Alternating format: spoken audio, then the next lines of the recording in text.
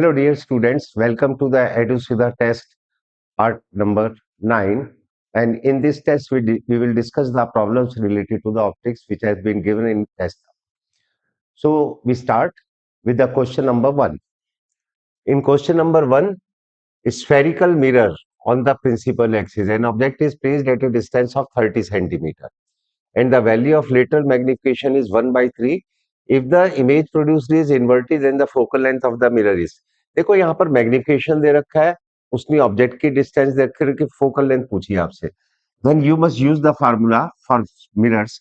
M is equal to magnification is equal to height of image upon height of object is equal to minus V by U is equal to F upon F minus U is equal to F minus V upon ठीक है ना. जो भी आपको values दे रखे हैं accordingly उसके लिए फॉर्मूला आप यूज करो. यहां पर मैं इन दोनों को ले लेता हूं. मैग्निफिकेशन इज 1/3 लेकिन इमेज कैसी है, इन्वर्टेड है. So this magnification will be equal to -1/3 and we have to find the focal length. तो फोकल लेंथ के लिए हमें कोई साइन कन्वेंशन नहीं लेना है. U is negative, always negative as you know, so this will be f30. Solve it, you will get the value. तो ये हो जाएगा आपका -3f, इधर f plus 30, f plus 30 is equal to -3f. तो ये उधर जाकर के माइनस हो जाएगा -4f, f is equal to -30/4. -30/4 means -7.5. So this will be the answer. In now we come to the second problem. In second problem, assertion is given as a concave mirror and a concave lens have the same focal length in here. अच्छा, mirror की focal length और concave lens दोनों, एक mirror लिया उसने एक lens है. When dipped in water, the focal length of the two are equal. नहीं नहीं नहीं, ये तो स्टेटमेंट गलत होगी क्योंकि जब हम लोग किसी लिक्विड के अंदर मिरर को डिप करते हैं तो मिरर की फोकल लेंथ तो रेडियस ऑफ कर्वेचर के ऊपर डिपेंड करती है. So it will not change, it will remain same, but focal length of the lens will be changed and because it depends on the refractive index of the surroundings medium also. ठीक है, तो अगर मैं उसको किसी liquid के अंदर submerge करूंगा तो उसकी फोकल लेंथ क्या होगी, चेंज होगी. तो इसका मतलब मिरर की चेंज हो जाएगी, इसकी चेंज नहीं होगी. तो ये स्टेटमेंट तो होगी गलत क्योंकि उसने बोला है कि focal length of the two will be equal. नहीं, ये गलत हो जाएगी स्टेटमेंट. फिर उसके बाद बोला the focal length of mirror depends only on the radii of curvature. ठीक है ना. हाँ, ये बात तो सही है क्योंकि F is equal to R/2 होता है. So assertion is wrong and reason is correct. तो इसमें जो आपका असर्शन रॉन्ग है, assertion is correct, reason is incorrect, assertion is incorrect and reason is correct. So it's answer will be 4th. ठीक है. Now we come to the next problem. A symmetric double convex lens is cut into two equal parts by a plane containing principal axis. यानी कि इसका मतलब ये जैसे मेरे पास कोई एक कॉन्वेक्स लेंस है, ठीक है ना, और इसको मैं यहां से अगर कट कर दूं तो इसकी रेडियाई ऑफ कर्वेचर तो दोनों साइड की क्या रहेगी, सेम ही रहेगी. ये हो जाएगा. और ये भी आपको मालूम है कि 1/f is equal to N2/N1. ठीक है, N2 ग्लास का हो गया और N1 हो गया रिफ्लेक्टिव इंडेक्स सराउंडिंग्स का. 1/R1 minus 1/R2. तो इस केस के अंदर ये यहाँ पर अगर आप ध्यान से देखो तो रेडियाई ऑफ कर्वेचर के ऊपर कोई भी चेंज नहीं हो रहा. अगर रेडियाई ऑफ कर्वेचर के ऊपर चेंज नहीं हो रहा, पहले जो थी अभी भी वही है, रिफ्लेक्टिव इंडेक्स सराउंडिंग्स का ग्लास का भी वही है, तो फोकल लेंथ में तो कोई भी चेंज होगा ही नहीं. Then focal length will remain same. अगर फोकल लेंथ सेम रहेगी तो इसका मतलब क्या होगा कि इसका मतलब कि उसकी पावर भी क्या रहेगी, same. So it's answer number 3 will be the correct one. अब मैं आता हूं इस पे 4th क्वेश्चन पे. For real object match the corresponding entries of the column 1 with the column. ठीक है, ये मैग्निफिकेशन दे रखा है इधर और इधर mirror, lens, real, virtual image दे रखी है. तो यहां पर देखो ये size of image is larger than the size of object. -4 का मतलब क्या होगा, इमेज इन्वर्टेड बनेगी. और बड़े साइज की इमेज कौन बनाता है, कॉनकेव मिरर. तो इसका एक तो मैचिंग हो जाएगा बी के साथ और दूसरा ये है कि ये नेगेटिव है. नेगेटिव का मतलब कैसी इमेज होगी, real. So it's another matching will be C. जरा जरा ऑप्शन ए का देखे, बी सी तो इसी में मिला हुआ है ना, 4th में. तो नेचुरल सी बात है यही आंसर बनेगा. आप चेक कर लो, चाहे मत करो चेक, ठीक है ना, क्योंकि इसमें तो कोई बीसी बना ही नहीं है. तो खैर चलो आगे भी देख लेते हैं इसमें. और कॉन्वेक्स लेंस हमेशा कैसी बनाता है, छोटी इमेज बनाता है. तो ये छोटी इमेज, लेकिन ये इन्वर्टेड है और कॉन्वेक्स लेंस इरेक्ट बनाता है क्योंकि उसका प्लस में होना चाहिए। तो इसका मतलब ये तो कॉन्वेक्स मिरर के साथ, सॉरी मिरर, तो ये मिरर के साथ ऐड होगा और इरेक्ट इमेज क्या होती है, वर्चुअल। तो डी के साथ होना चाहिए, ए एंड डी, डी के साथ होना चाहिए। तो यही आंसर है, ज्यादा चेक करने की जरूरत नहीं है, बाकी आप चाहो तो चेक करते रहो। ठीक है ना। Next number, question number 4, two lenses of power this much are in contact with each other, the focal length of the combination is. देखो, जब दो लेंसेज कांटेक्ट में होते हैं तो जो फोकल लेंथ होती है दैट इज कॉम्बिनेशन की, that is given by 1/f is equal to 1/f1 plus 1/f। ठीक है, ये फोकल लेंथ होती है कॉम्बिनेशन की। इसकी जो है वो पावर दे रखी है, और पावर क्या होती है, रेसिप्रोकल होती है। और ये एसआई सिस्टम में होती है, तो अगर मैं इससे डायरेक्ट के फोकल लेंथ फाइंड करूंगा तो वो मीटर में आएगी मेरे पास। ठीक है, तो इसकी पावर की, तो ये पावर P1 प्लस P2 के बराबर होगी। तो दिस विल बी -15 प्लस 5। तो -15 प्लस 5 कितना हो जाएगा, -10। ठीक है, और इसको मुझे किसमें लिखना होगा, ये तो फोकल लेंथ जो है this will be equal to -1/10, ये मीटर में होगा। तो सेंटीमीटर में क्या हो जाएगा, -10 centimetre. So it's answer number 2 is correct. ठीक है, तो इसका आंसर जो है वो कौन सा करेक्ट हो गया, 2 करेक्ट हो गया। ठीक है, आप जैसे मर्जी इसको सॉल्व कर लो, कोई प्रॉब्लम नहीं है, बहुत छोटे छोटे क्वेश्चंस दिए हैं, इजी है पेपर वैसे तो। यहाँ पर वो कह रहे हैं small coin is resting on the bottom of a beaker, यहाँ पर कॉइन रखा हुआ है, बीकर के नीचे है। A ray of light from the coin travel up to the surface of the liquid and moves along the surface. इसका मतलब क्या हो गया कि यहाँ पर एंगल ऑफ रिफ्लेक्शन जो है वो 90 डिग्री दे दिया है इसने। ठीक है, एंगल ऑफ रिफ्लेक्शन 90 डिग्री दे दिया है। तो ये एक तरीके से क्रिटिकल एंगल हो जाएगा, इसको मैं सी से डिनोट कर सकता हूँ। ठीक है ना। तो साइन सी बाई 90 जो है वो रिफ्लेक्टिव इंडेक्स किसका हो जाएगा, रिफ्लेक्टिव इंडेक्स हो जाएगा इस मीडियम का। और एक चीज ध्यान रखना है, रिफ्लेक्टिव इंडेक्स और जो स्पीड है उसमें एक रिलेशनशिप होता है, N is equal to C by V. तो यहां पर हम उसका भी यूज कर सकते हैं। तो मेरे पास यहाँ पर इस मीडियम का रिफ्लेक्टिव इंडेक्स कितना है, ये मेरे पास मालूम नहीं है ना। तो मैं यहाँ पर इसमें इसका यूज कर लेता हूं। तो इस मीडियम का रिफ्लेक्टिव इंडेक्स में एन लेता हूं, ये क्रिटिकल एंगल हो जाएगा मेरे पास। ठीक है, ये एंगल सी है, तो ये एंगल भी कितना होगा, सी। तो साइन सी की वैल्यू ये इस एंगल से आपको मिल जाएगी। अच्छा, ये 4 है, ये 3 है, तो डायगोनल कितनी हो जाएगी, 5 हो जाएगी। So sine C will be perpendicular upon hypotenuse mean 4/5। तो इसकी वैल्यू आपके पास 4/5 आएगी into N. This will be equal to, second medium का रिफ्लेक्टिव इंडेक्स हियर है तो 1 होगा, साइन 90 डिग्री तो ये भी 1 हो जाएगा। ठीक है, तो this will be equal to 1। ठीक है, तो यहां पर n की वैल्यू कितनी आएगी, n will be equal to 5/4 यानी कि 1.2 आ जाएगा। अब ये वैल्यूज को मैं यहां पर सब्सटीट्यूट कर देता हूं, चाहे इसको 5/4 रहने दो, चाहे 1.2 कर लो। तो v मेरे को मालूम करना है, तो v इज इक्वल टू क्या हो जाएगा, c/n। तो c हो गया 3 इंटू 10⁸8। और v की n की वैल्यू कितनी है मेरे पास, 5/4। ठीक है, ये 6 आ जाएगा अगर मैं यहाँ पर एक पावर ले लेता हूँ, और फिर उसको 6 को 6 30 5 जा 6, और 6 को फिर मैं किससे मल्टीप्लाइड कर दूं, 4 से, तो ये 24 हो जाएगा। फिर इसमें पावर ले जाऊंगा तो ये जाएगा 2.4 इंटू 10⁸8 मीटर। ठीक है ना। तो ये यहाँ पर मैंने इस कॉन्सेप्ट का यूज किया है कि रिफ्लेक्टिव इंडेक्स अगर मैं फाइंड कर लूं तो मेरे पास वैल्यू आ जाएगी। तो इसका आंसर कितना हो जाएगा, दिस आंसर विल बी 3। फिर नेक्स्ट क्वेश्चन पे आते हैं अब हम लोग, क्वेश्चन नंबर 7 में। The ratio of angle of minimum deviation of a glass prism when dipped in water and when in air will be. देखो, यहाँ पर जो है मिनिमम एंगल ऑफ डेविएशन पूछ रहा है, किसका पूछ रहा है, ग्लास प्रिज्म का।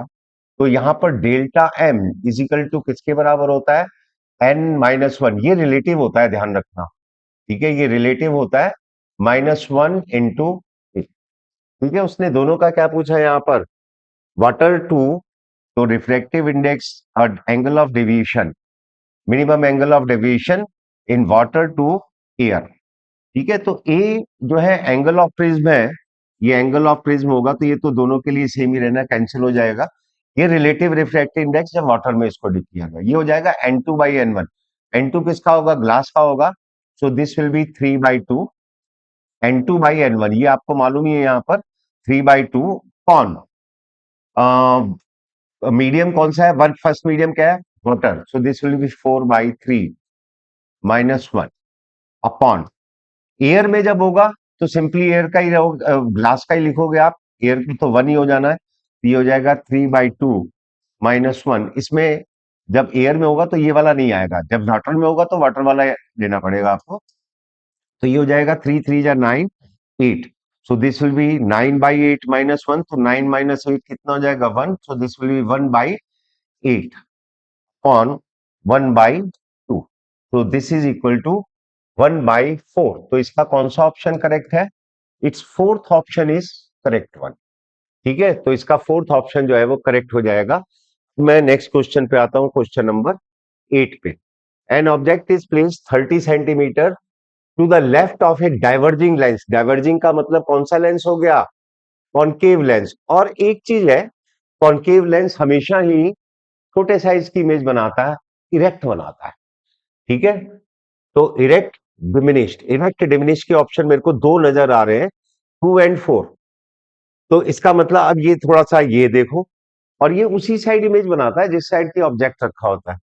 To the left, distance from the lens to the left to the right, तो ये लेफ्ट वाली साइड में बनाएगा। जैसे ये लेंस है, ठीक है, ये कॉनकेव लेंस है, और ये आपको मालूम है कि अगर मैं कोई ऑब्जेक्ट ये यहां पर रख देता हूं तो इसकी जो इमेज है ये डाइवर्ज होगा, ये यहां पर जाएगी और ये रे सीधी निकल गई तो ये बन जाएगा, तो ये टू द लेफ्ट ही बनेगा। तो इसका तो आंसर सेकंड होगा, कैलकुलेट करने की जरूरत ही नहीं है इसमें, इसमें तो वैसे ही निकल जाएगा। ठीक है, नाइन्थ क्वेश्चन में अगर हम पहुंचे यहाँ पर, तो इस क्वेश्चन में जो है उसने, अच्छा ये थोड़ा सा लाइन यहाँ ड्रॉ प्रॉपरली नहीं है, इसको परपेंडिकुलर आप एज्यूम कर लेना ऐसे। ठीक है, इसको भी ऐसे परपेंडिकुलरली एज्यूम कर लेना। ये एंगल ऑफ एमरजेंस हो जाएगा, ये एंगल होगा R1 और ये एंगल होगा R2। ठीक है, मेरे को ये एंगल ऑफ इंसिडेंस दे रखा है और इसका रिफ्लेक्टिव इंडेक्स भी दे रखा है ग्लास का, तो मैं एक फार्मूले का यूज कर लेता हूँ, N1 sine I is equal to N2 into sine R.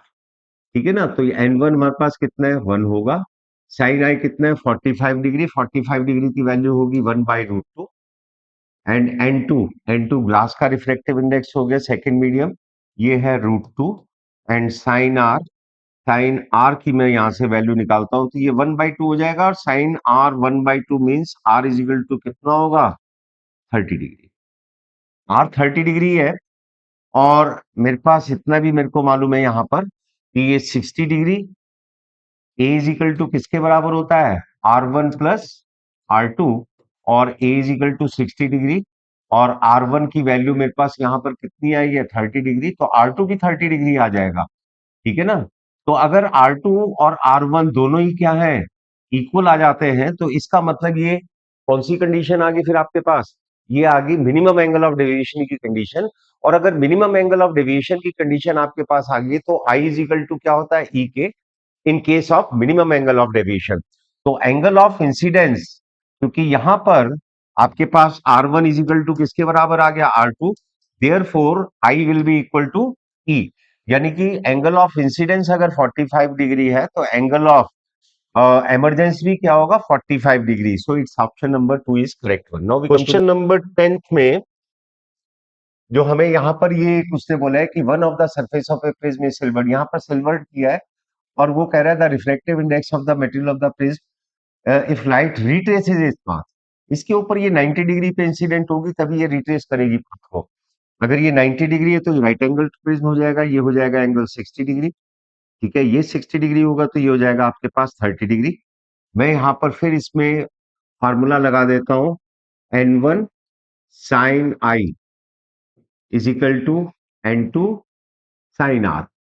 ठीक है, N1 जो है एयर है, इसका रिफ्लेक्टिव इंडेक्स 1 हो जाएगा, साइन आई कितना है 45, इसकी वैल्यू हो जाएगी 1/√2, और N2 ग्लास हो गया, इसका रिफ्लेक्टिव इंडेक्स मेरे को फाइंड करना है। और साइन आर जो है ये मेरे पास कितना है 30 डिग्री, तो इसकी वैल्यू हो जाएगी, इट्स वैल्यू विल बिकम 1/2, तो ये 1/2 लिख देता हूं मैं यहाँ पर, तो ये 2/√2, 2/√2 means √2, so n will be equal to √2, तो इसकी वैल्यू मेरे पास आ जाएगी √2. Now we come to the next problem number 11th problem में यहां पर वो कह रहा है कि light ray passes through two media, if the reflective index of these media are μ1 and μ2 respectively, then the ratio of frequency of light in these two is media will be. Frequency जब एक medium से दूसरे medium में कोई light rays आती है तो same रहती है, आपको मालूम है, तो फ्रीक्वेंसी का रेशियो तो सेम ही रहना चाहिए 1:2.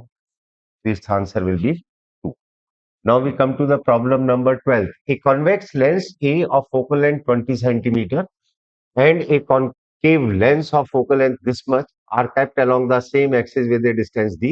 If parallel beam is falling in the leaves is parallel beam. देखो यहाँ पर ये एक कॉन्वेक्स लेंस है और उसने दूसरे वाला क्या दिया है, कॉनकेव लेंस. और फिर वो बोल रहा है यहाँ पर, देखो कॉन्वेक्स लेंस में जब रेज आएगी तो ये यहाँ पर एक parallel beam of light rays आएगी और फिर ये यहाँ से जाएंगी इसमें, तो ये यहाँ पर फिर ये इसको कह रहा है ये पैरेलल हो गई है. फिर इसका मतलब ये कॉम्बिनेशन जो है प्लेन ग्लास की तरह से एक्ट कर रहा है. अगर ये कॉम्बिनेशन प्लेन ग्लास की तरह से एक्ट कर रहा है तो इसकी जो पूरे कॉम्बिनेशन की जो फोकल लेंथ है, क्योंकि यहाँ पर देखो पैरेलल आई, पैरेलल निकल गई, तो ये प्लेन ग्लास ही हो गया. तो प्लेन ग्लास की फोकल लेंथ हम लोग क्या लेते हैं, इनफाइनाइट. ठीक है, पावर उसकी 0 हो जाती है. तो कॉम्बिनेशन जो है उसके लिए फार्मूला होगा हमारे पास 1/f is equal to 1/f1 plus 1/f2 minus D upon f1 into. ठीक है, जब दो लेंसेज के बीच की जो डिस्टेंस है आपको कितनी दे रखी हो, डी दे रखी हो, तो इस फार्मूले को हम लोग यहाँ पर यूज करेंगे. तो ये तो 0 हो जाएगा मेरे पास.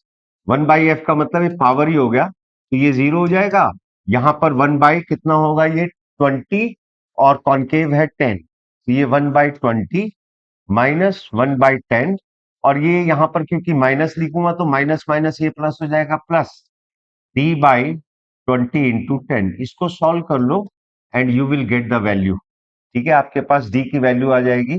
तो इसको मैं अगर सॉल्व करता हूँ, इसका एलसीएम ले लेता हूँ 20, तो ये हो जाएगा 1 - 2, तो ये -1/20. तो इसको इधर ले लेता हूँ d/20 × 10, यानी कि 200 इज इक्वल टू 1/20. ठीक है, so this will be equal to, दो this distance will be equal to 10 centimetre. So it's option number 2 is the correct one. ठीक है, now we come to the next question. यहां पर ये thin lenses contact में रखे हुए हैं.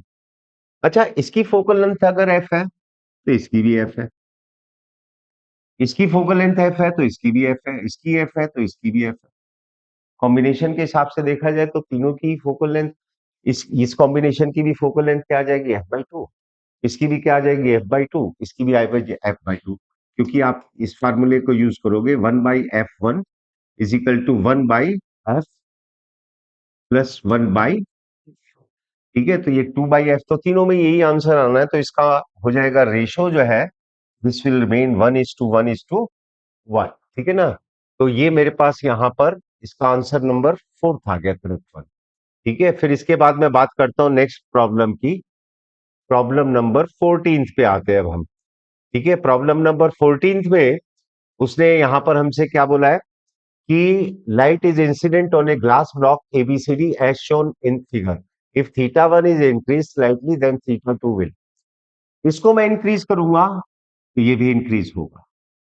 ठीक है, ये एक राइट एंगल ट्रायंगल है, ये तो फिक्स हो गया 90 डिग्री. ये इंक्रीज होगा तो ये डिक्रीज होगा, ये डिक्रीज होगा तो ये भी डिक्रीज होगा. ठीक है, क्योंकि sine I by sine R का जो रेशियो होता है वो वेलोसिटीज का रेशियो होता है. वेलोसिटी तो मीडियम सेम है तो वेलोसिटी का रेशियो तो सेम ही बना रहना है.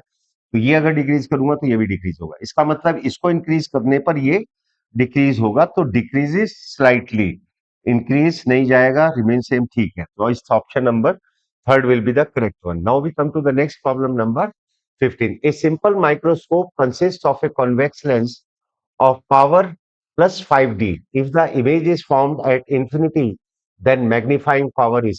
देखो, मैग्नीफाइंग पावर या मैग्निफिकेशन एक ही बात है.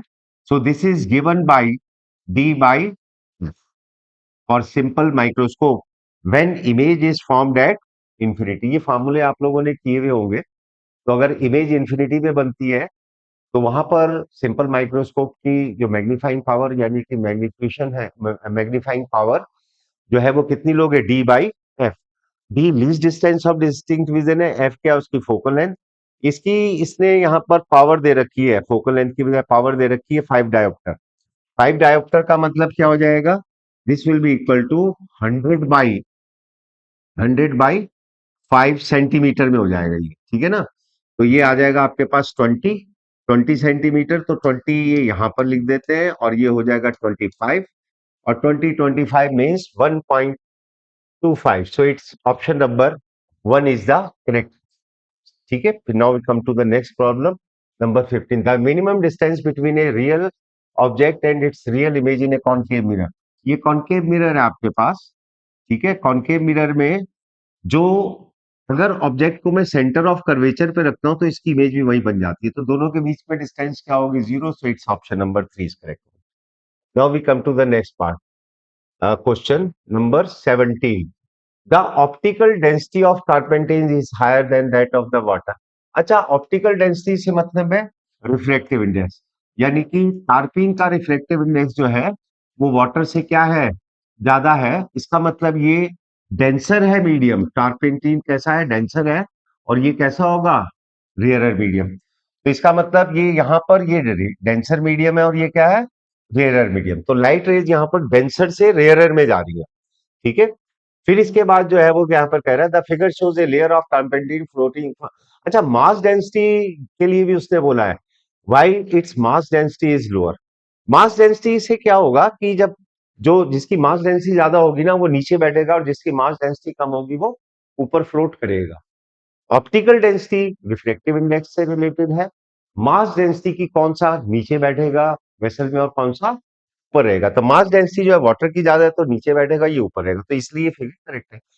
तो डेंसर मीडियम से रेयरर में जा रही है, तो डेंसर से रेयरर में जाते हुए क्या होगा कि एंगल ऑफ रिफ्लेक्शन जो है वो इससे ज्यादा होगा, और अगर क्रिटिकल एंगल से ज्यादा है एंगल ऑफ इंसिडेंट तो टोटल इंटरनल रिफ्लेक्शन हो जाएगा। तो ये तो पॉसिबल नहीं है वैसे भी, ये पॉसिबल है टीआईआर के केस में, टोटल इंटरनल रिफ्लेक्शन, यानी कि अगर एंगल ऑफ इंसिडेंस क्रिटिकल से ज्यादा है।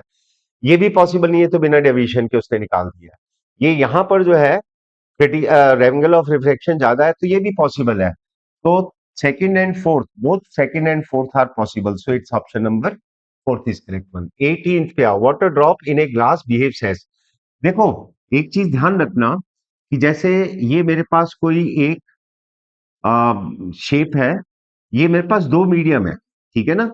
ये मेरे पास सपोज ग्लास है, और ये यहां पर इसने ग्लास के साथ और water drop in a glass, और ये अंदर मेरे पास क्या है, वाटर ड्रॉप, ठीक है ना, वाटर है। तो वाटर का रिफ्लेक्टिव इंडेक्स कम होगा और ग्लास का जो है वो ज्यादा होता है, ये आपको मालूम ही है, ठीक है ना। इसका ज्यादा होगा और इसका कम होगा। तो आपको एक चीज और भी बताई जाती है कि जब किसी ग्लास को एक ऐसे लिक्विड के अंदर सबमर्ज करते हो जिसकी रिफ्रैक्टिव इंडेक्स ग्लास से ज्यादा है, तो उसका नेचर वो चेंज कर देता है, बिहेव चेंज कर देता है। तो वही सिचुएशन ये यहां पर आ गई है। मतलब अगर इसका रिफ्लेक्टिव इंडेक्स कम है और इसका ज्यादा है सराउंडिंग्स का, तो ये डाइवर्जिंग लेंस की तरह से बिहेव कर जाएगा इंस्टेड ऑफ कन्वर्जिंग। तो ऐसे ही ये यहां पर भी होगा, इसका वाटर का रिफ्लेक्टिव इंडेक्स कम है, सराउंडिंग्स का ज्यादा है, तो जब लाइट रेज इधर से इधर आएगी तो ये बिहेवियर को क्या करेगी, चेंज कर देगी। तो ये किसकी तरह से बिहेव करेगा, it will behave like a diverging lens. Next, in problem number 19, the angle of deviation versus angle of incidence curve is given to you and we have to pick out the correct statement. इसमें एक चीज है, all of the above भी लिखा हुआ है, तो सारे ऑप्शन भी चेक करने की नौबत आ सकती है, भी ध्यान रखना फिर इसमें। ठीक है, तो यहाँ पर मेरे पास क्या होता है कि एक तो पहले रिलेशनशिप देखते हैं, हमारे पास क्या है, I plus E is equal to क्या होता है, ए प्लस डेल्टा। और अगर मिनिमम एंगल ऑफ डेविएशन है, तो मिनिमम एंगल ऑफ डेविएशन के केस में ये दोनों ही एंगल इक्वल हो जाता है, तो मैं इसको 2i लिख लेता हूँ, ए प्लस डेल्टा है, ठीक है ना। ये रिलेशन आपको ध्यान रखनी है, बेसिकली इंपॉर्टेंट है। और मिनिमम एंगल ऑफ डेविएशन यहाँ पर 60 डिग्री है। 60 डिग्री जब मिनिमम एंगल ऑफ डेविएशन है, तो आई और ई क्या होंगे, दोनों 60 60। तो 60 इंटू टू कितना हो जाएगा, 120 इज इक्वल टू ए, मेरे को फाइंड करना है, और डेल्टा एम कितना दिया है इसमें 60, तो ए यानी कि एंगल ऑफ प्रिज्म कितना हो जाएगा, 60 डिग्री। तो ये बात तो सही है कि the angle of prism is 60 degree, ठीक है ना, उससे मेरे पास ये रिलेशन से आ जाएगा। Reflective index of prism is √3। Reflective index का फॉर्मूला मेरे पास क्या होता है प्रिज्म के लिए, N is equal to sine A plus delta M by two. अगर आपके पास मिनिमम एंगल ऑफ डेविएशन और एंगल ऑफ प्रिज्म है तो सीधे सीधे इस फार्मूले को लगा करके आप लोग फाइंड कर सकते हो। ए की वैल्यू हमारे पास 60 है, डेल्टा एम भी 60 है, तो 60 प्लस 60 120 डिवाइडेड बाई टू 60 हो जाएगा। तो साइन 60 की वैल्यू कितनी होती है? √3/। फिर उसके बाद ए 60 है तो 60/2 मीन्स 30, साइन 30 की वैल्यू होगी 1/2। 2 से 2 कैंसिल हो गया, so refractive index of prism is √3। तो ये भी स्टेटमेंट सही है। ठीक है, for deviation to be 65 degree the angle of incidence I1 is 55 degree. देखो यहां पर क्या होता है कि अगर ये I1 है और ये I1 है, तो I1 और E same angle of deviation के लिए अगर इसका I1 इसके I1 के बराबर हो, इसके I के बराबर हो जा, इसका I1 जो है इसके एंगल ऑफ एमरजेंस के बराबर हो जाता है और इसका एंगल ऑफ इंसिडेंस इसके एंगल ऑफ एमरजेंस के बराबर हो जाता है। मतलब ये चीज ध्यान रखनी है आपको कि सेम एंगल ऑफ डिवीएशन के लिए ये जो दो एंगल होते हैं ना, तो ये वाला जो दूसरे वाला एंगल होता है, ये एंगल ऑफ इंसिडेंस अगर आपने लिया तो इसके लिए एंगल ऑफ एमरजेंसी हो जाएगा। और अगर आपने ये वाला एंगल ऑफ इंसिडेंस लिया तो ये वाला जो एंगल होगा ये इमरजेंस का काम करेगा। ये आपको ध्यान रखना है। तो इसका मतलब 65 के लिए अगर मैं ये एंगल ऑफ इंसिडेंस आई ले रहा हूं तो एंगल ऑफ इमरजेंस क्या लूंगा मैं? 70 डिग्री। तो मेरे पास क्या हो जाएगा, इस रिलेशन का मैं यूज कर लेता हूं। तो इस रिलेशन के अकॉर्डिंगली मेरे पास आ जाएगा angle of incidence plus angle of emergence is equal to A. मेरे पास 60 डिग्री है ही है और डेल्टा जो है हमारे पास कितना है? 65 डिग्री। तो ये हो जाएगा 125 और 70 माइनस करूंगा तो 125, 30 प्लस 25 कितना हो जाएगा? 55। So angle of incidence is 55। ठीक है ना? तो angle of for deviation to be 65 the angle of incidence is 55। तो एंगल ऑफ इंसिडेंस 55 भी हो सकता है, 70 भी हो सकता है, दोनों के लिए। तो ये तीनों ही स्टेटमेंट सही है, तो इसका मतलब all of the above is the answer. We come to the next problem, तो ये आंसर होगा इसका। तो we come to the next problem number 20. A beam of light is incident from air on the surface of a liquid. The angle of incidence is theta. ये मेरे पास जो है ये एयर से जो है वो कहां पर आ गई? ये एयर है और ये है मेरे पास लिक्विड। ये एंगल थीटा है और ये एंगल मेरे पास अल्फा है। तो sine air 1 sine theta is equal to किसके बराबर होगा? This will be equal to liquid का रिफ्रैक्टिव इंडेक्स। लिक्विड का रिफ्रैक्टिव इंडेक्स मेरे पास एन ले लेता हूं मैं, इसको नहीं दे रखा है, इंटू साइन अल्फा। तो मेरे पास एन की वैल्यू कितनी आएगी? N will be equal to sine theta upon sine alpha. ठीक है, ये मेरे पास एन आ गया। और क्रिटिकल एंगल यहां पर साइन थीटा सी, ये भी आपको मालूम है कि साइन थीटा सी किसके बराबर होता है? 1/n के। तो मैं इसको रिवर्स कर दूंगा तो ये आ जाएगा sine alpha upon sine theta. ठीक है, ये आपको फार्मूला मालूम है क्रिटिकल एंगल का। तो sine alpha upon sine theta will be the answer, so it's option number 1 is the correct one. We come to the next problem. In Young's double slit experiment, the fringe width is to be found to be this much if the whole apparatus is immersed in a। देखो एक चीज ध्यान रखना है यहाँ पर, जब पूरे के पूरे उसको फ्रिंज विड्थ जो होती है वैसे भी हम लोग किससे देते हैं? लैम्डा d/d से। जब मैं इसको एयर में करूंगा तो ये एयर की लूंगा और जब मैं लिक्विड में करूंगा तो लिक्विड की लूंगा। तो beta liquid upon beta air, this will be equal to, ये डाटा तो दोनों सेम रहेंगे कि जब एपरेटर्स को समझ करेंगे तो ये हो जाएगा lambda in liquid to lambda in air. ठीक है ना? और ये भी आपको मालूम है कि रिफ्लेक्शन में जब एक मीडियम से दूसरे मीडियम में जाती है तो n1 lambda 1 is equal to n2 lambda 2। तो मैं यहाँ पर लिक्विड टू, अगर मैं लिक्विड टू एयर का रेशियो फाइंड करूंगा तो ये आ जाएगा refractive index in air on refractive index in liquid. ये इसका रेशियो मेरे पास आ जाएगा। एयर का तो हम लोग 1 लेंगे और लिक्विड का मैं क्या ले लेता हूं? तो ये lambda liquid to lambda air किसके बराबर होगा? तो refractive index in air on refractive index in liquid. तो ये 1/n, तो beta in liquid this will be equal to beta in air upon N.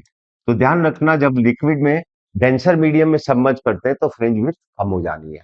ठीक है, तो ये यहां पर आपके पास आ जाएगा 0.6 अपॉन 1.5। 1.5 मीन्स 3/2। ठीक है, ये 0.6 है, तो ये 3 2 जा तो 2 2 जा 4, तो ये आ जाएगा 0.4। सो it's option number third is correct. We come to the next problem. There are two media A and B of refracting gases. This is the a wavefront of light. Rays travel 30 meter in medium B, then the distance traveled.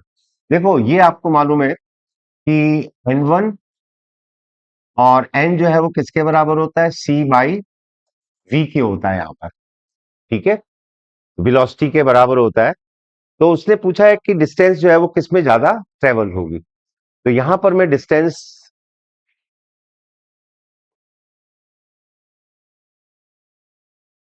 come to the problem number 22.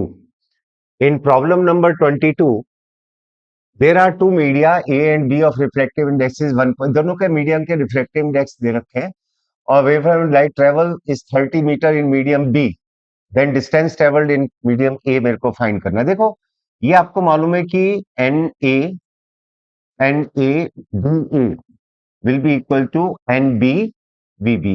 N जो है reflective index है, B क्या है? Velocity है। N1 V1 is equal to N2 V2। ठीक है, तो यहाँ पर मेरे पास मेरे को उसने रिफ्लेक्टिव इंडेक्स तो दे रखे हैं, तो मैं यहाँ पर इनकी वैल्यू निकाल सकता हूं। तो V upon V B will be equal to N B upon N A. ठीक है, ये फर्स्ट सेकंड मीडियम का रिफ्लेक्टिव इंडेक्स है और सेकंड मीडियम का है 2 और फर्स्ट मीडियम का है 1.5।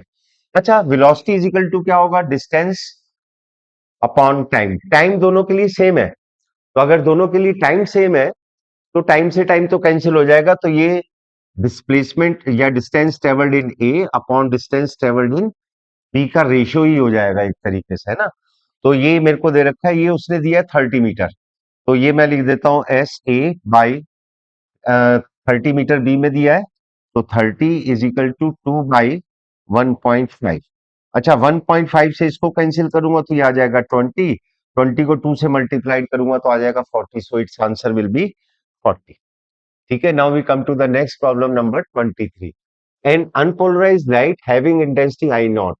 Unpolarised light, it passes through polariser and analyser. पहला पोलराइजर है और दूसरा क्या है?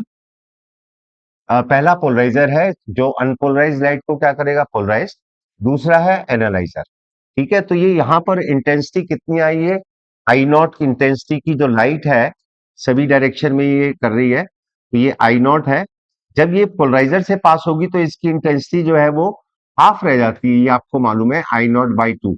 अनपोलराइज लाइट को जब पोलराइजर से पास करते हैं तो इसकी इंटेंसिटी हाफ रह जाती है और फिर उसके बाद ये दूसरे पोलराइजर से पास होती है, और जबकि इन दोनों के बीच का एंगल कितना है? 30 डिग्री। तो ये यहाँ पर जो है, अब ये इसके और इसके बीच में जो एंगल है, ये दोनों के बीच का जो एंगल है ये 30 डिग्री है। तो ये यहाँ पर जो लाइट आएगी उसकी इंटेंसिटी मैं कितनी मान लेता हूं? Let its intensity is I. तो आई जो है this will be equal to, यहां पर इंसिडेंट कितनी हुई है? I0/2। तो incident intensity into cos square into theta. ये थीटा जो है इन दोनों पोलराइजर के बीच का एंगल होगा, सो दिस विल बी 30 डिग्री। ये आपने पढ़ा होगा पोलराइजेशन में। I0/2 इंटू कॉस 30 डिग्री की वैल्यू होती है √3/2, उसका स्क्वायर करोगे तो कितना हो जाएगा? 3/4। so this will be equal to 3/8 into I0। so its answer number will be third will be the correct one। ठीक है ना।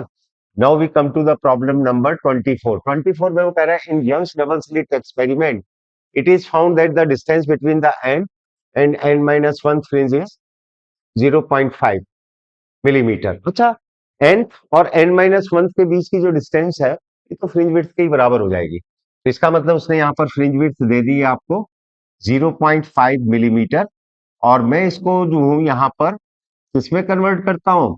मैं इसको कन्वर्ट करता हूं मीटर में, तो ये हो जाएगा 10⁻³ यूनिट्स का ध्यान रखना है। If the distance between the slits is, तो ये हो जाएगा आपके पास λd/λd/स्मॉल डी। तो ये डिस्टेंस बिटवीन द स्लिट्स जो है वो कितना दे रखा है 0.5, तो ये मैं लूंगा 0.5 0.1 मिलीमीटर, और ये 0.1 इंटू 10⁻³ और separation between the slit and the steam यानी कि कैपिटल डी इज फाइंड करना है, ये मेरे को फाइंड करना है। और वेवलेंथ इसने 500 नैनोमीटर दिया है, 500 नैनोमीटर का 500 इंटू 10⁻⁹ इसको सॉल्व कर लो, आपके पास आंसर आएगा।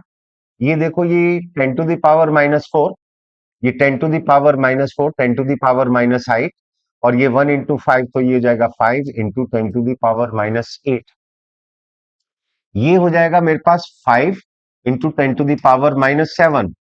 तो ये मेरे पास कितना आ जाएगा, 5 से 5 कैंसिल हो जाएगा, सो दिस विल बी, ये डेनोमिनेटर में आएगा 10⁻⁻, ठीक है, 10⁻⁻1 metre, 10⁻⁻1 metre means this will be the, ये मेरे पास आंसर जो इसका आ जाएगा क्वेश्चन नंबर 24 में 0.1 मीटर। ठीक है, तो ये 0.1 मीटर यानी कि कौन सा ऑप्शन आ गया, third option will be. Now we come to the next problem, and next problem is 25. In question number 25, this is given that monochromatic light of wavelength 8000 angstrom is used and fifth bright fringe is observed at 2 centimeter.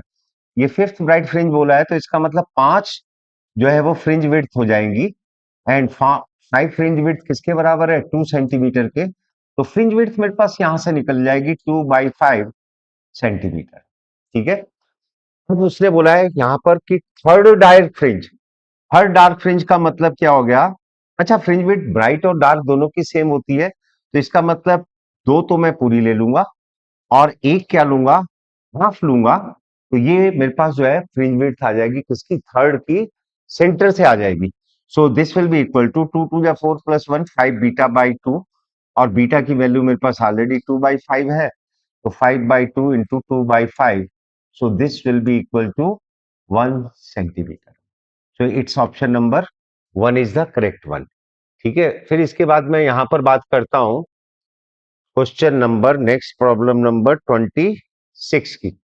Assertion for the best contrast between maxima and minima is the interference pattern in GIDSC. The intensity of light waves emerging out of the two slits should be equal. देखो maxima जो है, ठीक है ना, wave originate out, ठीक है ना, यहां पर मैक्सिमा और मिनिमा की बात करें। मैक्सिमा का हमारे पास जो फार्मूला होता है that is √I1 + √I2 whole square, और मिनिमा होता है, this is given as √I1 - √I2 whole square. अच्छा, ये मिनिमम क्या हो सकती है, इसकी वैल्यू 0 हो सकती है, तभी पॉसिबल है जब दोनों की इंटेंसिटी क्या हो, सेम हो। तो इसका मतलब ये स्टेटमेंट देखा जाए तो क्या है, वो ठीक है। ठीक है ना, फिर उसके बाद रीजन की मैं बात कर लेता हूं। The intensity of interference pattern is proportional to the square of the amplitude of the resultant wave. हाँ, ये भी बात सही है, ये आपको मालूम है, इंटेंसिटी जो है that is given bye ½ ρv² omega square. तो इंटेंसिटी जो होती है एम्पलीट्यूड के स्क्वायर के डायरेक्टली। लेकिन एक चीज है, एसर्शन जो है इसका ये करेक्ट रीजन, ये रीजन जो है इसका ये करेक्ट नहीं है। ठीक है, तो उसके लिए रीजन में ये दे देता तब तो सही थे, ये फार्मूला दे देता तब तो सही था, लेकिन अब ये उसके लिए करेक्ट सुटेबल नहीं बैठेगा, या फिर वो फेज डिफरेंस के ऊपर डिपेंड करता है मैक्सिमम मिनिमम। फेज डिफरेंस की बात कर देता तो भी मैं ले लेता यहाँ पर। तो इसका मतलब ये reason is not the correct explanation. So both assertion and reason are true, but the reason is not the correct explanation of the assertion. फिर उसके बाद मैं नेक्स्ट क्वेश्चन में आ जाता हूं, next number 27। In Young's double slit experiment a minima is observe with path difference between the interfering beams. Path difference जो होता है वो किससे देते हो आप लोग मिनिमा के लिए, 1n-1/2 into lambda. N integer लोगे आप, 1 2 3 कुछ भी ले लेते हो, तो ये यहाँ पर λ/2 के मल्टीपल्स में ही आएगा। 1 लिखोगे तो कितना आ जाएगा, λ/2। 2 लिखोगे तो कितना आ जाएगा, 4 - 1 3 λ/2। तो इस तरीके से अगर मैं यहाँ पर 4 लिख देता हूँ, 4 2 8 - 1, तो 7 λ/2 आ जाता। तो मिनिमा के लिए ये मेरे पास पाथ डिफरेंस होना चाहिए। ठीक है ना, तो ये मेरे पास आंसर इसका बन जाएगा। ये नहीं बनेगा, ये भी नहीं बनेगा, ये भी नहीं बनेगा। क्योंकि लेमडा बाई 2 के मल्टीपल में आता चले जाएगा, क्योंकि एन इंटीजर होता है यहाँ पर 1 2 3, इस तरीके से आप इसको ले सकते हैं। ठीक है, फिर इसके बाद मैं यहां पर लेता हूं नेक्स्ट क्वेश्चन नंबर, तो इसका आंसर ये थर्ड वन करेक्ट होगा।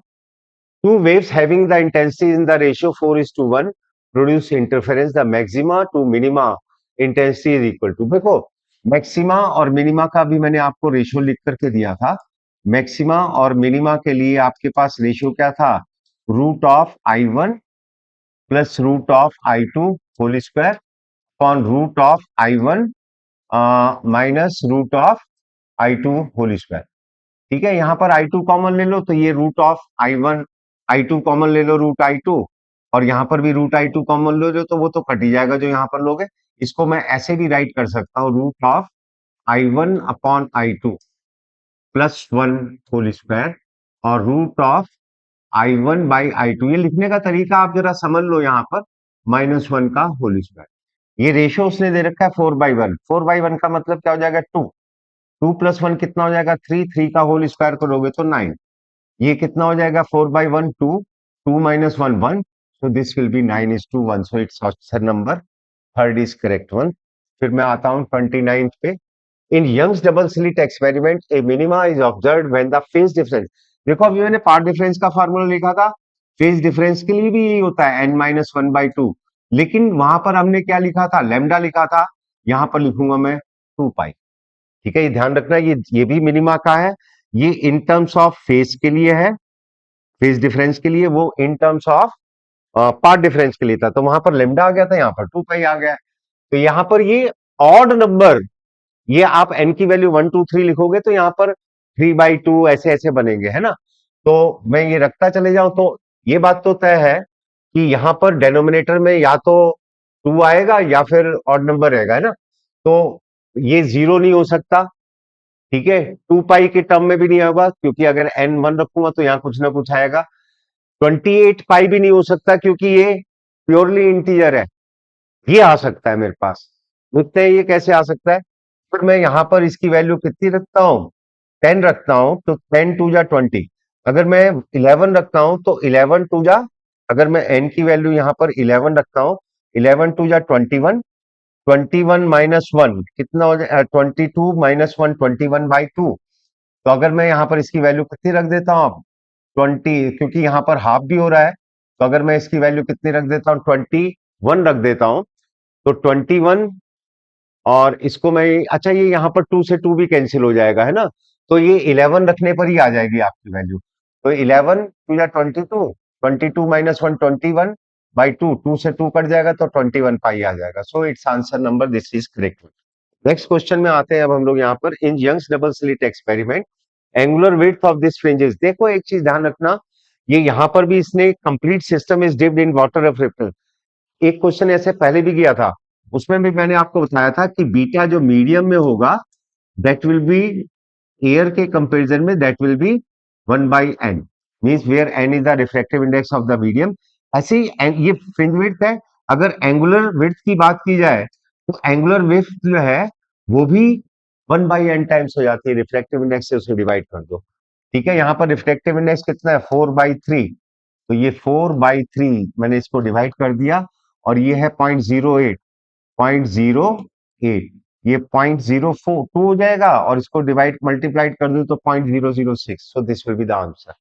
प्रॉब्लम नंबर 31, यहां पर वो कह रहा है, in Young's double slit experiment the slits are 2 millimetre apart illuminated by the photons of the two wavelengths।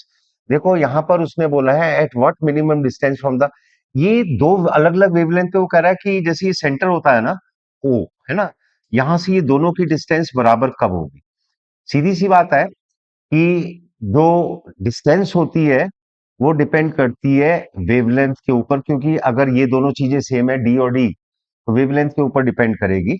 और ये भी आपको, अगर सपोज इसकी n1 है, पहले वाले वेवलेंथ के लिए n1, तो इसको मैं λ1 से मल्टीप्लाइड कर देता हूं, इतनी सारी इसकी, ये एक फ्रिंज विड्थ है, तो टोटल डिस्टेंस हो जाएगी n, n वी कॉन्साइड कर रही है n1, और ये किसके बराबर हो जाएगी n2 इंटू λ2।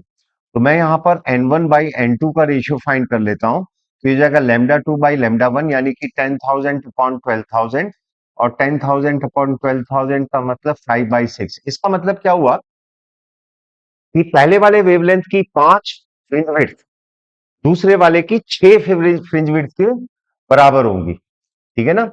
तो चाहे तो मैं 5 के लिए वर्कआउट कर लूं। अगर मैं 5 का वर्कआउट करूंगा तो पहले वाले का वेवलेंथ लूंगा। अगर मैं 6 का वर्कआउट करूंगा तो सेकंड वाले का वेवलेंथ लूंगा। बस यही ध्यान रखना है। किसी एक से भी आपका दोनों का आंसर सेम आएगा क्योंकि वो डिस्टेंस यहां से यहां बराबर होनी चाहिए। तो x इजिकल टू मैं ये डिस्टेंस फाइंड करता हूं, मिनिमम डिस्टेंस। तो ये आपके पास हो जाएगा, मैं पहले वाले का ही ले लेता हूँ 5। तो पहले वाले का वेवलेंथ कितना, 12,000। 5 इंटू 12,000 एंगस्ट्रॉम में है तो 10 यानी कि चलो -10 ही लिख देता हूँ यहाँ पर इसको। और फिर उसके बाद आ जाएगा capital D is given as 1 metre. और फिर उसके बाद स्मॉल डी कितना दिया, 2 मीटर, 2 मिलीमीटर। तो ये 1 मीटर हो गया, ये 2 मिलीमीटर, 2 इंटू 10⁻³ इसको वर्कआउट कर लो। तो ये आपके पास आ जाएगा 6 और 6×5 = 30। इसका मतलब first one will be the answer. ठीक है, ये 3 मिलीमीटर आ जाएगा। इसको आप कैलकुलेट कर लेना। -7 ये होगा और ये ऊपर जाएगा, प्लस का होता है, -4 होगा। तो 30 इंटू 10⁻⁻4 ये मीटर में आएगा तो ये मिलीमीटर में कन्वर्ट हो जाएगा। ठीक है। Now we come to the next problem number 32। In YDSC, the intensity of light at a point on the screen where the path difference is lambda is I naught. ठीक है। The intensity at a point where the path difference is λ/3। इसने path difference दिया है, जबकि intensity जो है हमें resultant intensity find कर लेनी चाहिए, होता है फेज डिफरेंस। तो मैं यहाँ पर फेज डिफरेंस और पाथ डिफरेंस की रिलेशनशिप यूज करता हूँ, 2π/λ इंटू डेल्टा एक्स। ये पाथ डिफरेंस है।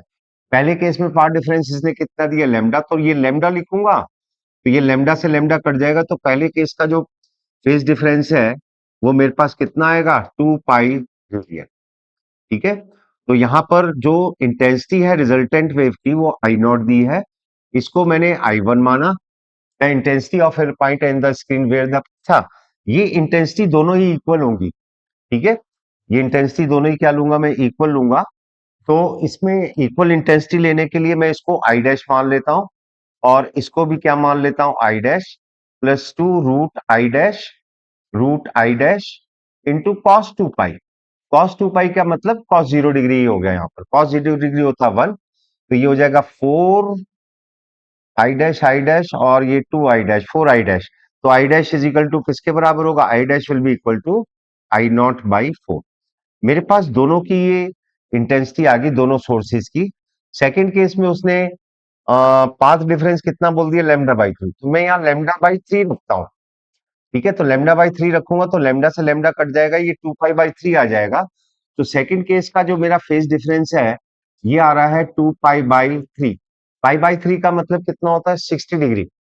और 60 इंटू 2 कितना हो जाएगा, 120। cos 120 की वैल्यू होती है -1/2। तो इस केस में जो रिजल्टेंट इंटेंसिटी है that will be I dash, क्योंकि सोर्सेज तो वही है, इंटेंसिटी तो वही रहेगी, I dash +2 root I dash into root I dash into -1/2। ये यहां पर माइनस का रखूंगा ना तो यहां पर भी ये साइन माइनस का ही बन जाएगा और साथ में 1/2। तो ये 2 से 2 कट गया, तो ये आ गया आई डैश, तो ये आई डैश। तो इसका मतलब जो यहाँ पर रिजल्टेंट इंटेंसिटी है वो किसके बराबर होगी, आई डैश के बराबर ही आ जाएगी सिंपली। और आई डैश का मतलब क्या हो गया, I0/4। यानी कि जो पहले के केस में जो रिजल्टेंट थी उसका 1/4 ही रहेगा ये आंसर। ठीक है। So this will be the answer 32।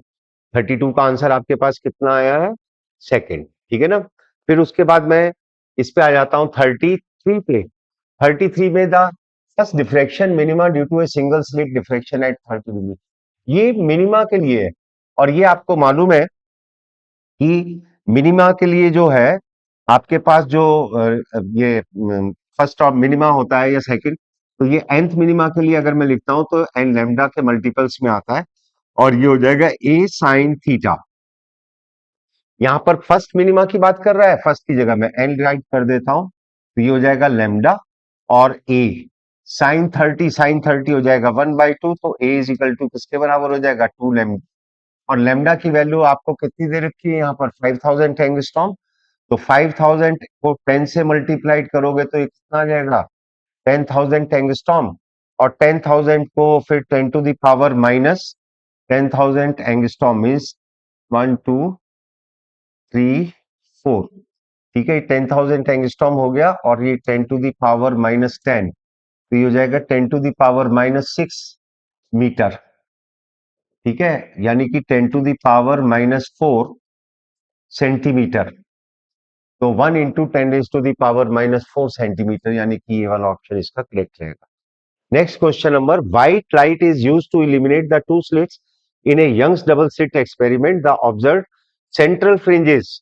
देखो, जब हम लोग व्हाइट लाइट यूज करते हैं तो आपको ये बताया जाता है कि कलर्ड पैटर्न बनेगा। ठीक है, लेकिन वो मैक्सिमा और मिनिमा के लिए बात करता है, सेंटर की बात नहीं करता। सेंटर पे सारी लाइट फिर आकर के मिलती है, तो इसलिए सेंटर पे तो व्हाइट ही बना रहेगा, लेकिन जो दोनों साइड बाकी के जो बनेंगे ना वो कलर्ड होते हैं, तो ये सेंटर पे क्या रहेगा, व्हाइट ही रहेगा। तो ये चीज आपको ध्यान रखनी है यहाँ पर। Now question number 35, in YDAC white light is used in place of monochromatic light, then colour fringes are obtained on the screen. और फ्रिंज विड्थ जो है, all the fringes of the same size, fringe width की बात कर रहा है ये, lambda d/d। ठीक है ना, red fringe, violet, blue, lower size. इसमें देखो, जिसका वेवलेंथ सबसे ज्यादा होगा उसकी विड्थ भी सबसे ज्यादा होगी। तो red fringes of larger size than that of violet, हाँ तो ये तो सही है statement. Violet fringes are than, गलत हो गया। Blue fringes of larger size than that, नहीं ये भी रॉन्ग हो गया। ठीक है, तो इसका कौन सा ऑप्शन है, ये वाला ऑप्शन सही हो जाएगा। फिर उसके बाद, blue light travelling in vacuum has a wavelength this much, it enters medium whose refractive index is 1.5, what is its frequency in the medium. Medium में इसकी उसने फ्रीक्वेंसी पूछा है। ब्लू लाइट का वेवलेंथ उसने दिया है आपके पास, ठीक है ना, तो ये यहां पर उसने इसका वेवलेंथ आपको दे दिया है और इसका रिफ्रैक्टिव इंडेक्स भी दिया है, फ्रीक्वेंसी पूछ रहा है। देखो एक चीज है, हम लोग एयर में अगर इसकी फ्रीक्वेंसी फाइंड कर ले तो मीडियम में भी वही होगी। ठीक है, तो ये एयर में जो इसकी frequency v is equal to पहले तो आप न्यू इंटू लेमडा, यानी कि c is equal to nu into lambda. ठीक है, और वैक्यूम में इसकी वेवलेंथ दे रखा है आपको, तो न्यू इज इक्वल टू क्या हो जाएगा, c बाई लेमडा। c की वैल्यू 3 × 10⁸ और लेमडा जो है 450 नैनोमीटर, तो ये हो जाएगा 10⁻⁻9। ठीक है, तो ये यहां पर इसको उधर ले जाओ तो 17, और 17 को मैं यहाँ 3000 से 300 मल्टीप्लाई कर देता हूँ, ये 10⁻14/450। ठीक है, तो ये मेरे पास इसकी वैल्यू आ जाएगी 10⁻14। मेरे पास इसकी 15 से अगर मैं करता हूं तो 15 3 जा और 15 2 जा। ठीक है ना, 15 2 जा 30 और 15 3 जा, तो ये आ जाएगा मेरे पास 20/3, यानी कि 6.67। तो इसका कौन सा ऑप्शन सही होगा, it's first option will B correct one. ठीक है, फिर उसके बाद मैं नेक्स्ट क्वेश्चन पे आता हूं, question number 37, the focal length of a biconvex made of lens is dipped in water, then the focal length becomes. Water में उसने फोकल लेंथ पूछी है, ये आपको मालूम है कि 1/f is equal to n2/n1 -1 into 1/r1 -1/r2। ठीक है, मैं यहां पर इसको पहले मैं ले लेता हूं इसकी चलो एयर, पहले इसकी हम लोग ले लेते हैं, एयर में लेते हैं, एयर में लेता हूं इसकी फोकल लेंथ। तो ये मेरे पास आ जाएगी, ये तो मेरे पास ग्लास का रिफ्रैक्टिव लगा, ग्लास का कितना दिया 3/2, तो ये हो जाएगा 3/2 -1 इंटू 1/r1 -1/r। ठीक है ना, फिर उसके बाद ये हो जाएगा, यानी कि 1/2 हो जाएगा, so this will B 1/2 1/r1 -1/r। फिर ये मेरे पास क्या आ जाएगा इसमें next focal length in water. Focal length in water में फिर यही फार्मूला यूज करेंगे, n2 ग्लास का रिफ्लेक्टिव इंडेक्स होगा, ये 3/2 है आपके पास, और ये हो जाएगा सराउंडिंग्स का रिफ्लेक्टिव इंडेक्स, सराउंडिंग्स में आपके पास वाटर है, तो this will B 4/3 -1 1/r1 -1/r। अच्छा, 1/R1 माइनस 1/R2 तो वैसे भी कैंसिल होगा, मैं बाद में इसको करूंगा। तो ये हो जाएगा मेरे पास 3 3 जा 9, 9/8, और 9/8 -1, तो 9 - 8 1/8, so this will be 1/8, 1/R1 minus 1/R2। ठीक है, मैं अब इनको डिवाइड करता हूं। तो मेरे पास ये, मेरे को वाटर में फाइंड करनी है। तो वाटर में जो है वो फोकल लेंथ इसमें इसमें तो एफ दे रखी है। एयर में ये कितनी दे रखी है मेरे को, 1/f। ठीक है, तो मैं यहाँ पर 1/f, 1/f, और यहाँ पर ले लेता हूँ 1/f w।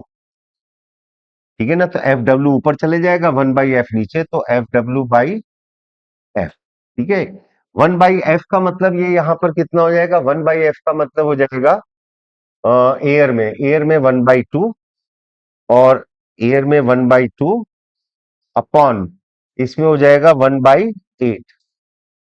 ठीक है, तो ये 8 न्यूमरेटर में जाएगा, 2 डिवाइड हो जाएगा, सो दिस विल बी 4। तो F W will be equal to 4f, cross multiplied कर दो, so you will get this value 4f। ठीक है, सिंपल है। इसमें बस ये चीज आपको ध्यान रखनी है कि सराउंडिंग का होता है रिफ्रैक्टिव इंडेक्स, और ये ग्लास का या लेंस का समझ लो। ठीक है, now we come to the next problem number 38।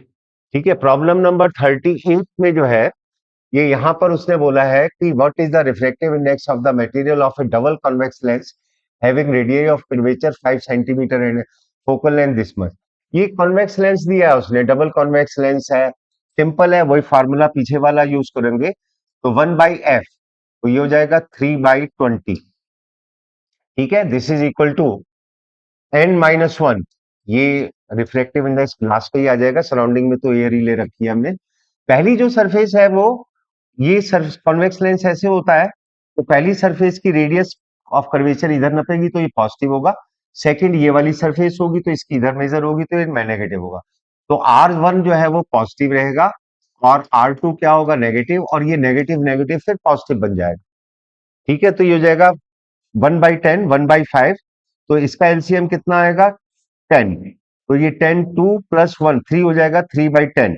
So this will be 3/20 is equal to n-1 into 3/10।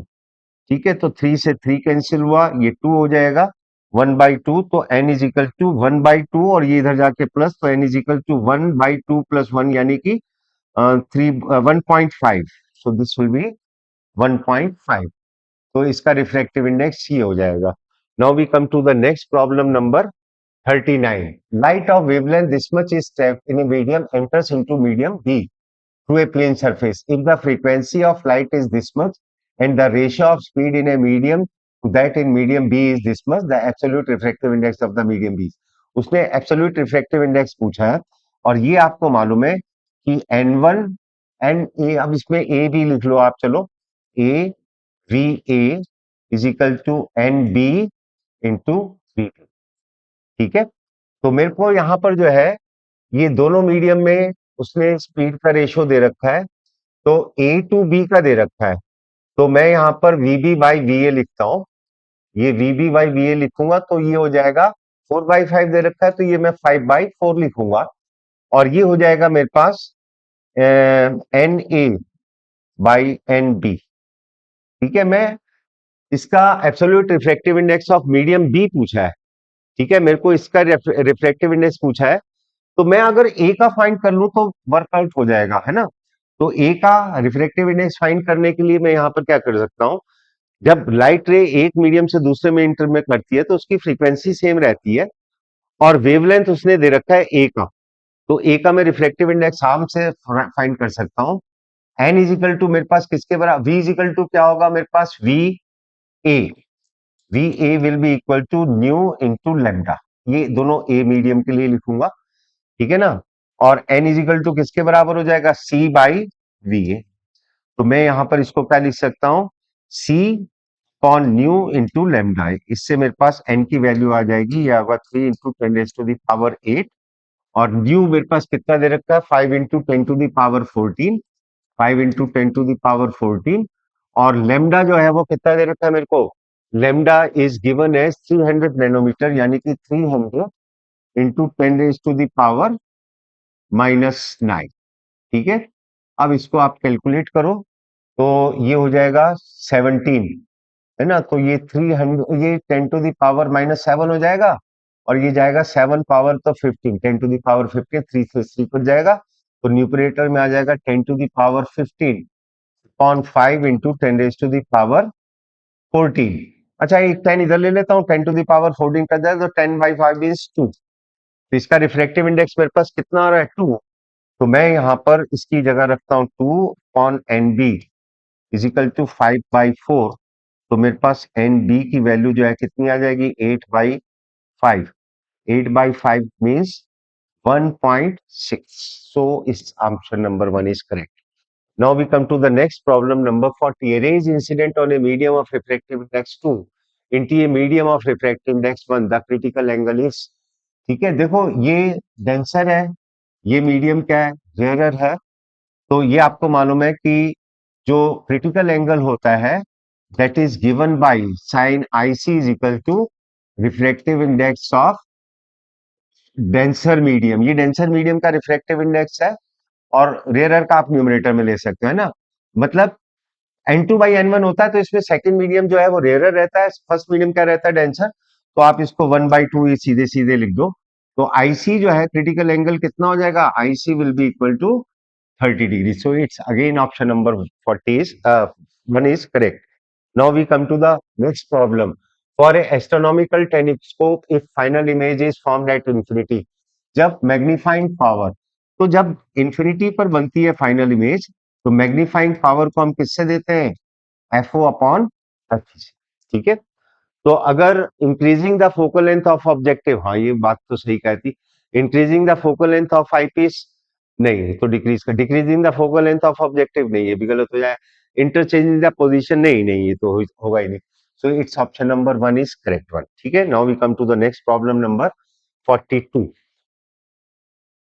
Refractive index of the glass slab is 1.5. There is a point object O inside the slab as shown to eye even the appears to be distance E2 appears at a distance from the. देखो एक चीज है, यहां से देखेगा तो ये थोड़ा सा इसको उठा हुआ दिखाई देगा, है ना। यहां से देखेगा तो फिर ये इसको थोड़ा सा इधर की तरफ आता हुआ दिखाई देगा। ठीक है, तो thickness of the glass slab is, ये मेरे को फाइंड करना है। ठीक है, ये मेरे को मालूम है जो रिफ्लेक्टिव इंडेक्स होता है this is equal to real depth upon apparent depth. ये किसके बराबर होगा, ये होगा real depth upon apparent depth के बराबर होगा। तो मैं यहां पर ऑब्जेक्ट एपियर्स एपियरिंग, इसने अपेरेंट डेप्थ दे रखी है, ये 4 और दे रखी है 6, और रिफ्लेक्टिव इंडेक्स भी इसने दे रखा है यहाँ पर 1.5। तो ये मेरे पास ये और ये मालूम है मेरे को, तो रियल डेप्थ फाइंड कर सकता हूँ। तो जो रियल डेप्थ है वो इन दोनों का प्रोडक्ट होगी। तो ये रिफ्लेक्टिव इंडेक्स तो दोनों के लिए सेम ही होगा, पहले केस की अपेरेंट डेप्थ और दूसरे केस की अपेरेंट डेप्थ, दोनों को ले लेता हूं और इसको 1.5 से मल्टीप्लाइड कर देता हूं, आंसर आ जाएगा 1.5, और ये हो जाएगा 4, और ये कितना 6, 10, 10 इंटू 1.5 मीन्स 15 ही हो जाएगा ये। ठीक है ना, ये कितना हो जाएगा 15। तो ये हो जाएगा 10 सेंटीमीटर, तो ये हो जाएगा 15।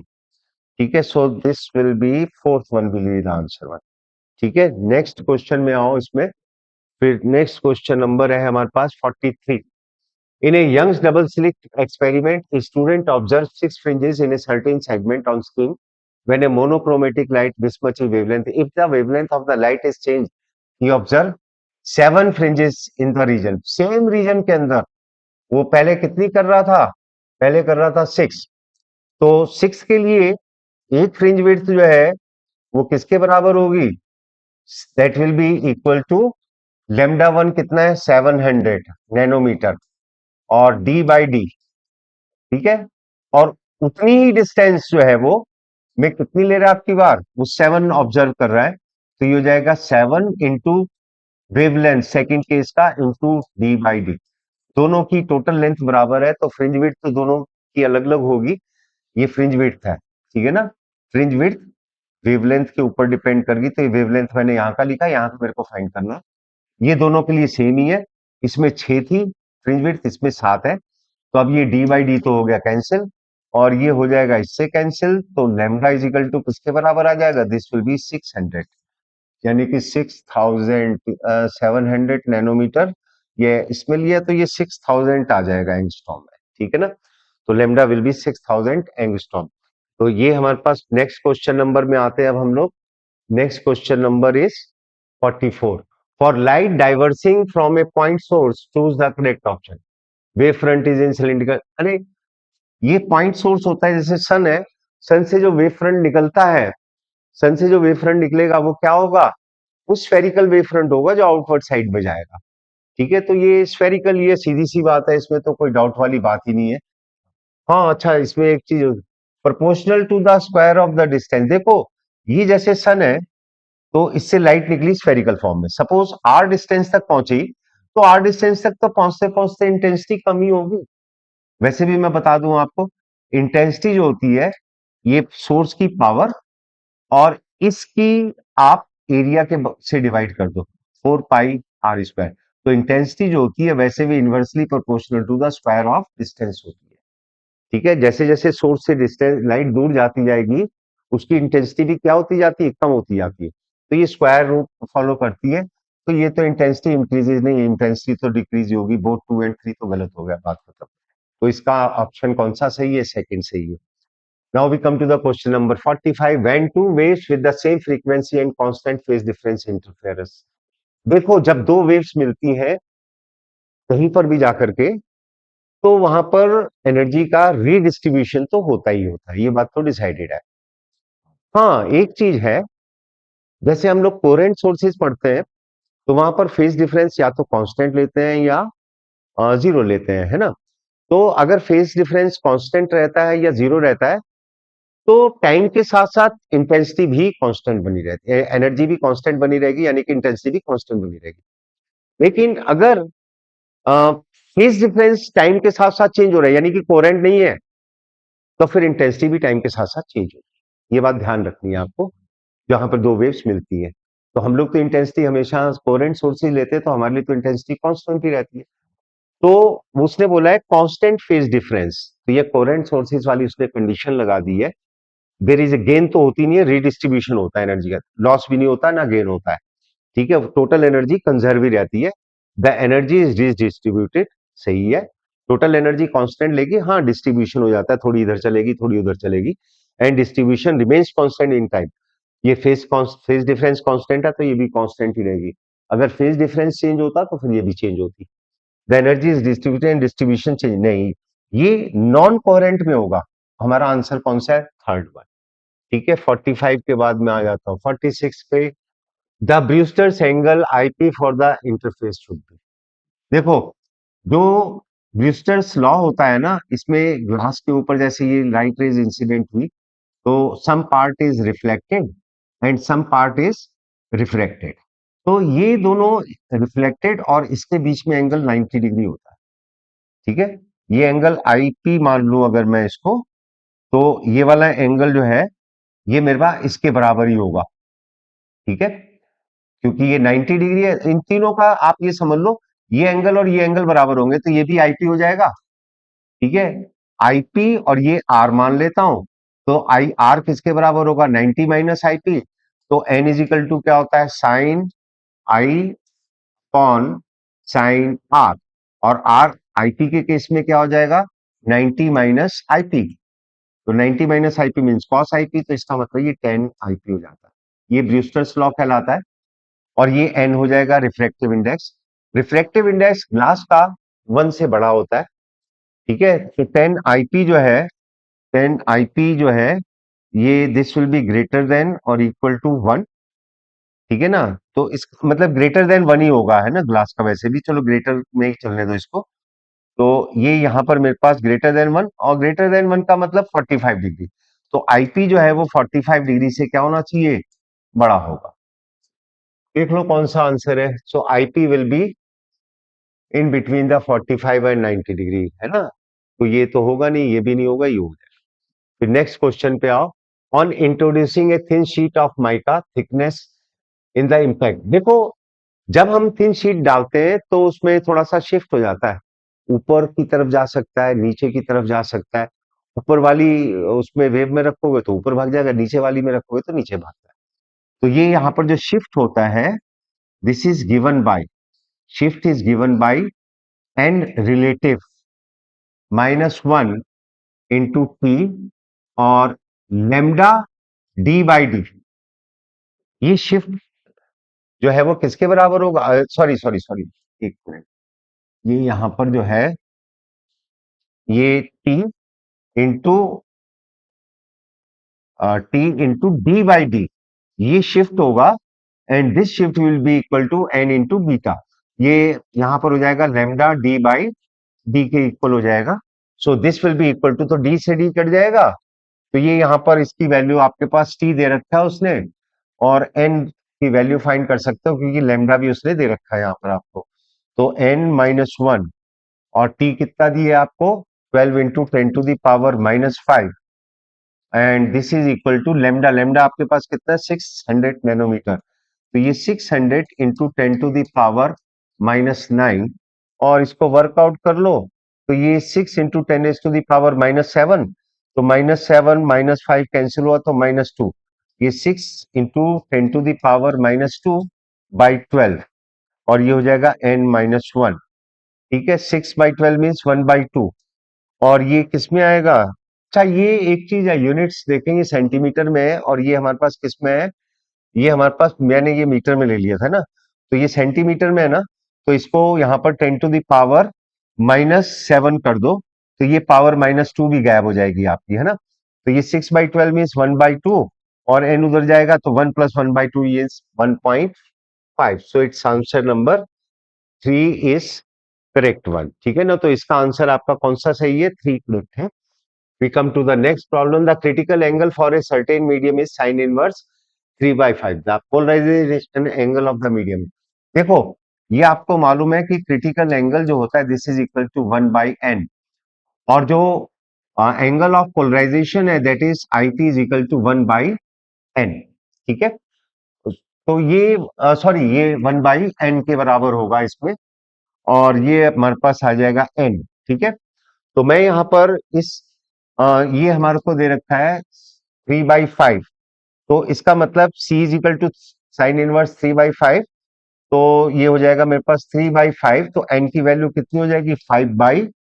ठीक है, इसमें ये वैल्यू मैं रख के फाइंड कर सकता हूँ, n की वैल्यू मेरे पास 5/3 हो जाएगी, तो ये हो गया मेरे पास 5/3, तो ये जाएगा 10 इनवर्स 5/3। कौन सा ऑप्शन सही है इसका, it's answer number 2 is correct. Now we come to the question number 50.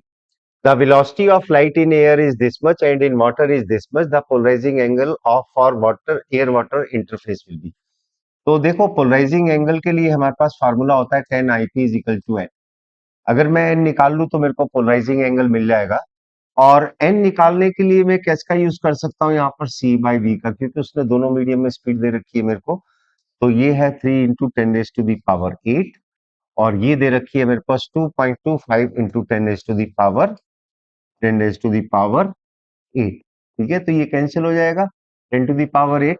तो मैं एक काम करता हूँ, इसको ये 300/225 कर देता हूँ और इसको 25 से कट करता हूँ, तो ये 25 से कट करने पर ये कितना आता है मेरे पास, ये आता है 4×3 = 12, और ये आएगा मेरे पास 8+1 9। So this will be equal to, 3 से कैंसिल हो जाएगा तो ये 4/3 आ जाएगा मेरे पास। ठीक है ना, तो 10 IP इज इक्वल टू 4/3। अब ये 4/3 कितना एंगल होता है, this angle is equal to 53 degree. ठीक है, ये 1 से बड़ा है ना, तो 1 से बड़े के केस में ये 53 आएगा, नहीं तो 37 होता, अगर 1 से 3/4 होता तो ये 3 आ जाए। So this is the solution of the last problem, and now you can see that paper कोई टफ नहीं था, थोड़ा बहुत लेंदी होता है या कहीं कहीं कैलकुलेशंस की रिक्वायरमेंट होती है, वो आप लोग अपनी प्रैक्टिस से कर सकते हो। ठीक है ना, पेपर बिल्कुल भी टफ नहीं था, बहुत ही easy paper. Okay bye, see you.